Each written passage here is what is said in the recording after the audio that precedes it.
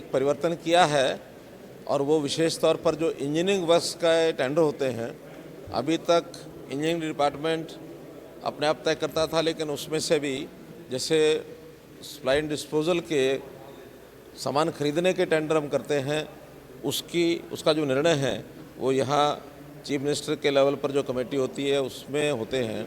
इसी प्रकार engineering works के काम भी 10 करोड़ रुपए से ऊपर जो होंगे वो इसी कमेटी के द्वारा तय किए जाएंगे।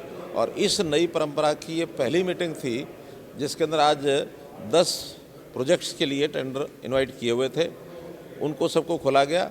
लेकिन कुछ चीज़ें टेक्निकल ऐसी चीज़ें थी जिनकी क्वायरी की गई तो ठीक उसका उत्तर जो नहीं मिला, जिसके कारण से 10 में से केवल 4 टेंडर ही फाइनल हुए और वो 4 टेंडर की कुल कीमत 157 करोड़ रुपए थी और जिसमें से नेगोशिएशन के बाद 2 करोड़ 62 लाख रुपए की बचत भी हुई।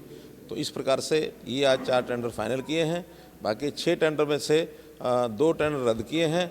4 टेंडर का कुछ क्वायरीज हैं जिसके कारण से उनको डेफर किया गया है और अगली मीटिंग में तुरंत वो टेकअप किया जाएगा। आज तो सिंपल उनसे एक फीडबैक लेंगे कि हमारा जो बजट पेश हुआ है उस बजट का फीडबैक क्या है और उसमें जो भी कुछ बातें हुई हैं वो उसका भी सब ध्यान करेंगे और एक जिसको है ना रूटीन की बैठक है, कोई बहुत अलग विषय इसमें नहीं है। G20 को लेकर कल से शुरुआत हो रही है। G20 देश के सभी प्रांतों में जो कार्यक्रम हो रहे हैं उसमें हरियाणा को 2 कार्यक्रम मिले हैं, जिसका जो पहला कार्यक्रम कल 1 तारीख से शुरू होगा और 4 तारीख को समाप्त होगा।